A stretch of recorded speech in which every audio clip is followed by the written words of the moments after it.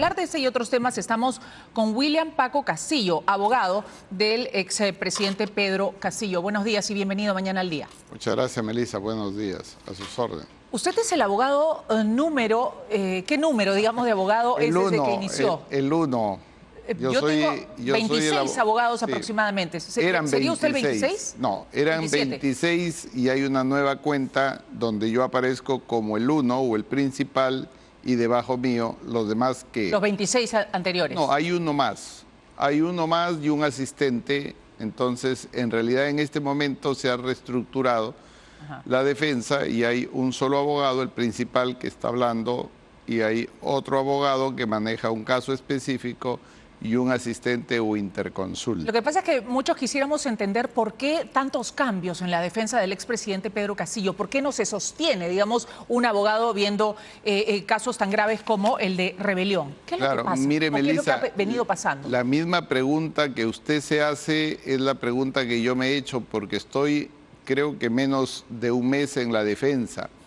Y lo que he hablado y sigo persistiendo hablando con el presidente es que la defensa tiene que ser unitaria. No puede haber esta mixtura y esta disgregación en la defensa con personas que pueden ser abogados y que vienen con la mejor voluntad, pero que a la larga hacen un sancochado y un arroz con mango en la defensa. Eso es lo que ha sido hasta ahora desde su punto de vista. Desde mi punto de vista, una estrategia mal llevada, una situación de abogados que han pedido lo que les ha aguantado el papel, pero no me puedo considerar un triunfador porque creo que Pedro Castillo tiene un entorno al cual yo no pertenezco porque yo soy su defensor con lealtad, lo voy a defender más en realidad que cualquiera de su entorno, esa es mi promesa y mi compromiso, pero él tiene un entorno al cual parece que tiene demasiado apego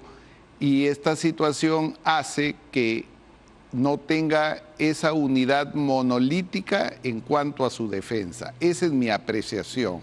¿Y qué le ha manifestado cuando usted le ha explicado esto que nos viene manifestando? ¿Qué es lo que le ha respondido Pedro Castillo frente a lo que usted le ha dicho? Ha sido permisivo, ha sido ¿Está de acuerdo? Asequible. Claro, lanzó un comunicado justamente frente a esta necesidad. Yo le dije, no, mire, presidente, lo que usted tiene que hacer, si yo voy a continuar en la defensa, es usted nombrarme, declararme y erigirme como su abogado principal.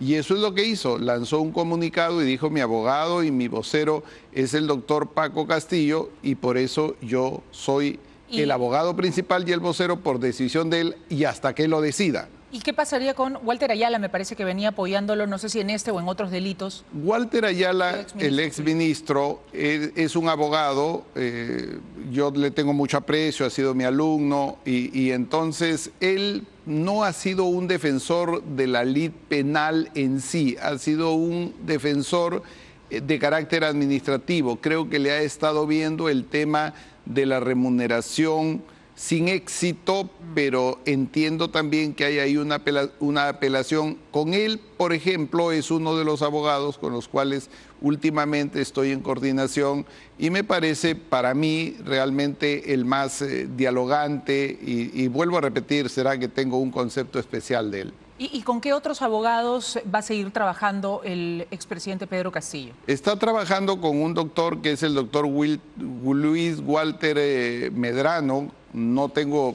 la oportunidad de conocerlo. He dialogado con él por el teléfono con bastante desacuerdo porque en el día en que se sustentó el pedido de prisión preventiva, yo hubiera querido darle algunos consejos de la mejor manera porque estoy en la misma dirección que él, pero parece que hay algunos celos, algunas rencillas, algunos callos que se sienten pisados cuando en verdad la defensa tiene que ser desde mi punto de vista única. ¿Y el Estado en este caso es el que viene asumiendo el pago de estos tres abogados, de usted, del señor Ayala y del señor Medrano? Bueno, en el caso del que habla yo tengo un compromiso con él. No le estoy cobrando honorarios, creo que los demás sí lo hacen, lo cual es justo. No sé si Walter Ayala. Yo estoy con un compromiso personal con él. Mi compromiso es que yo, a través de una nueva estrategia y de una técnica jurídica, de una visión distinta sobre los hechos, tratar de que él obtenga su libertad. Yo hasta ahí voy a considerar que mi tarea está cumplida. Creo que él debe soportar todos los procesos que quieran sobrevenirle, pero en libertad, porque estoy convencido que ese es su derecho. Y por ese derecho estoy luchando, por esa justicia. Él tiene que recibir los procesos y defenderse en libertad, como lo están haciendo el común de personajes que en este momento está sujeto a distintas incriminaciones y mucho más graves, por ejemplo. Mucho más graves que el delito, en este caso, de rebelión por el intento de golpe de Estado. ¿Puede haber un delito que atente más contra la democracia y contra el pueblo, en este caso, que por el que está investigado el señor Pedro Castillo? ¿Usted ha decidido defender a alguien que ha ido en contra de la democracia con este intento de golpe de Estado del 7 de diciembre? Sí, por la visión que se tiene, ¿no? La visión amplia, general, es la que tú has expuesto. Esa visión probablemente haga, pero no se condice o no se corresponde con los hechos a la luz de la lectura que uno hace de los mismos. Por ejemplo, yo he llegado a determinar, si no, no hubiera aceptado el caso, que lo que yo creía que es lo que tú estás exponiendo, yo era del mismo pensamiento tuyo, pensaba que en efecto el delito de rebelión, tal como se está presentando y pintando e imputándosele, correspondía con los sucesos que acontecieron. Yo he conversado con el presidente largo rato, largas horas, he cotejado los autos con respecto a esa situación y he encontrado que en efecto, desde mi punto de vista, ahí en el tema de rebelión hay un tema de atipicidad. Creo que no se cometió ese delito.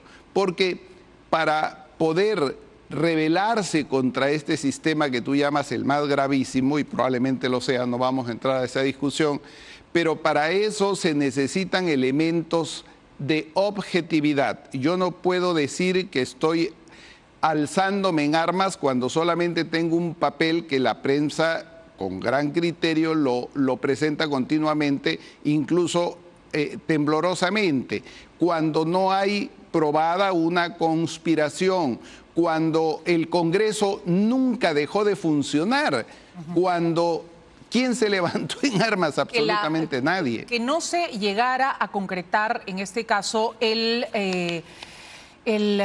golpe de Estado, digamos, se señala, bueno, por una torpeza, si se quiere, del expresidente Pedro Castillo, y eso no lo libera de responsabilidad. Él intentó realmente un golpe de Estado que no tuvo el apoyo de las Fuerzas Armadas y que no tuvo el apoyo desde el Congreso de la República, porque aparentemente habría sido, yo no sé, llevado hacia ese punto por sus cercanos. Una de ellas está en prisión preventiva, como es la señora Betsy Chávez, ¿correcto? Entonces no es que todos estén afrontando el proceso en libertad.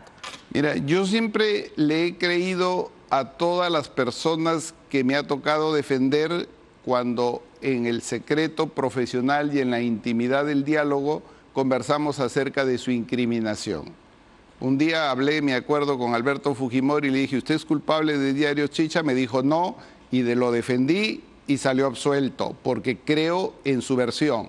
Le he preguntado al presidente Castillo, igual que tú estás pensando en las circunstancias del evento, le digo, dígame cómo fue esto. Él me ha dicho, no puedo revelar lamentablemente todo el tema, pero en este asunto yo he atado cabos y todo lo demás. Hay probablemente, sí voy a rescatar una palabra tuya, eso que le denominas un efecto de torpeza, probablemente, pero Pedro Castillo me ha dado una versión absolutamente creíble, para mí por lo menos como defensor, y creo que la señora o la señorita Betsy Chávez y el mismo premier en verdad fueron los primeros sorprendidos cuando él da ese discurso. Pero para cerrar el tema, fíjate, en la discusión sobre el entorno que tiene Pedro Castillo es si él tenía o no tenía la intención de dar un golpe de Estado. Y desde mi punto de vista, Melissa, para mí es irrelevante si haya o no haya tenido intención. ¿Por qué razón?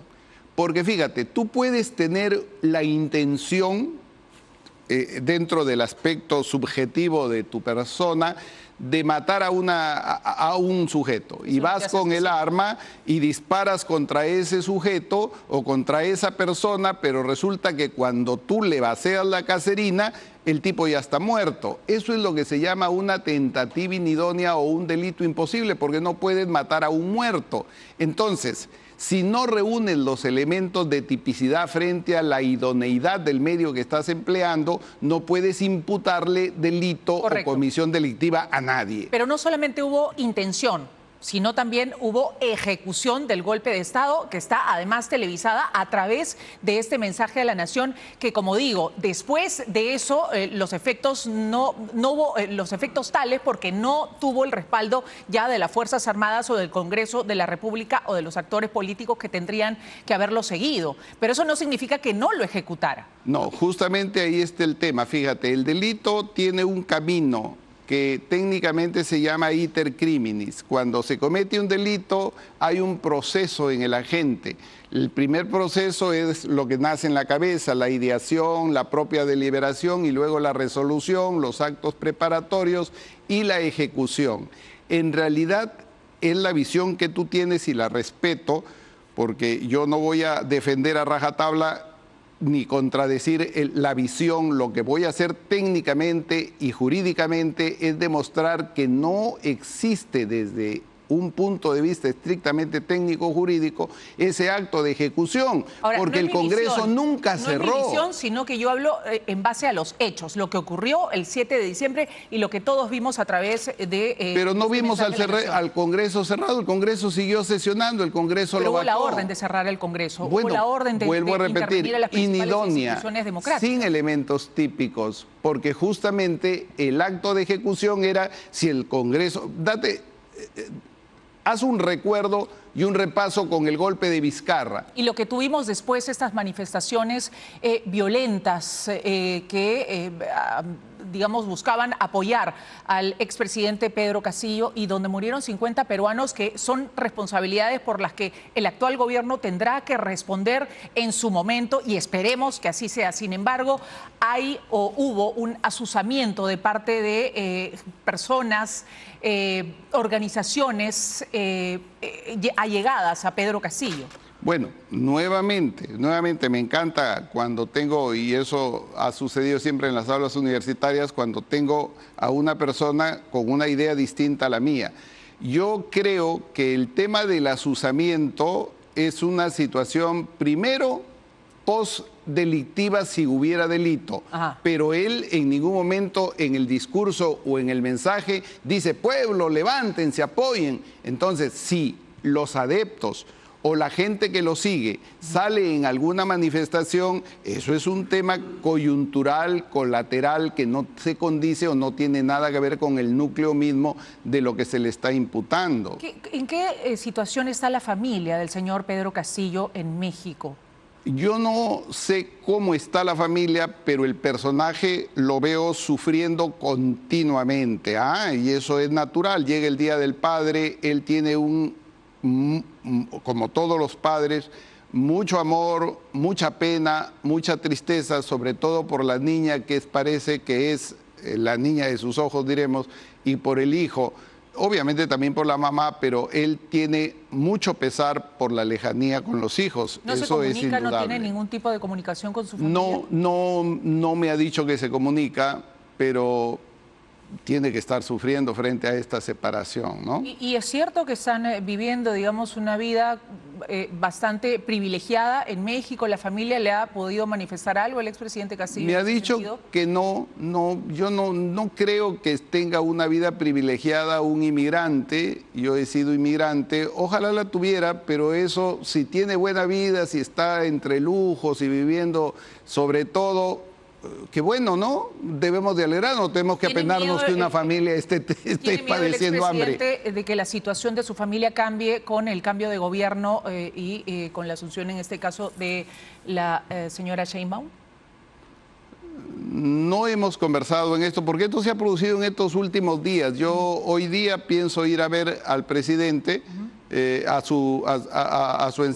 lugar donde está encerrado. No hemos tocado ese tema, pero estoy haciendo una concepción personal, teniendo en cuenta que esta presidenta sigue la misma línea trazada de AMLO, creo que políticamente no va a haber ningún cambio. Ningún cambio para la familia. Creo, y ojalá que así sea. Que seguirá allá seguramente. Tú sabes, Melissa, que uno se familiariza con el personaje y yo tengo mucho respeto, mucho cariño por él.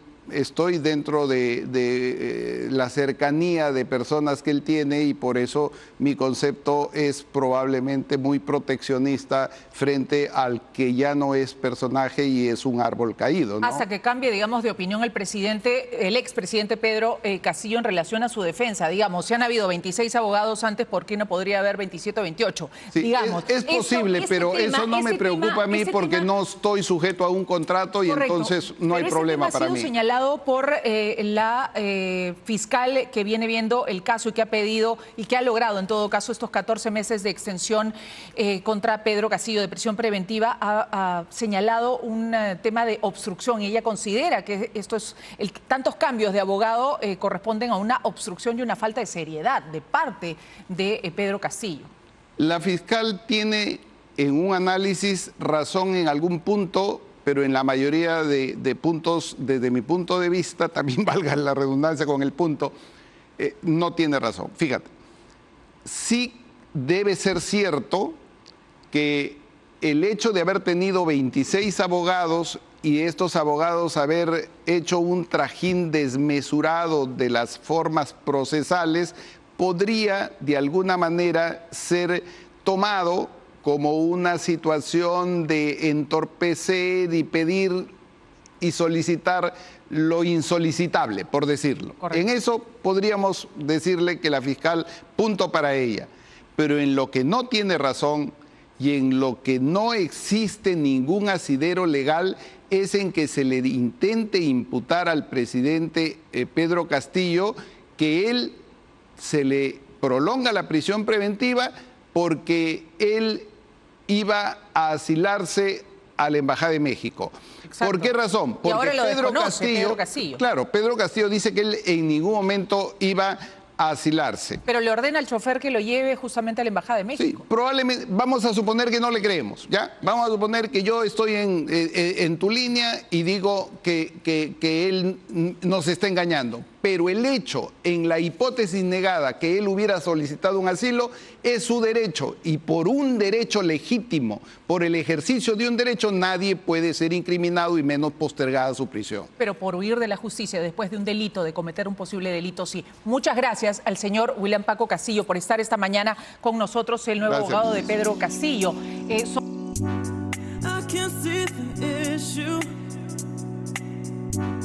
Yeah, believe me, I need to keep myself alive.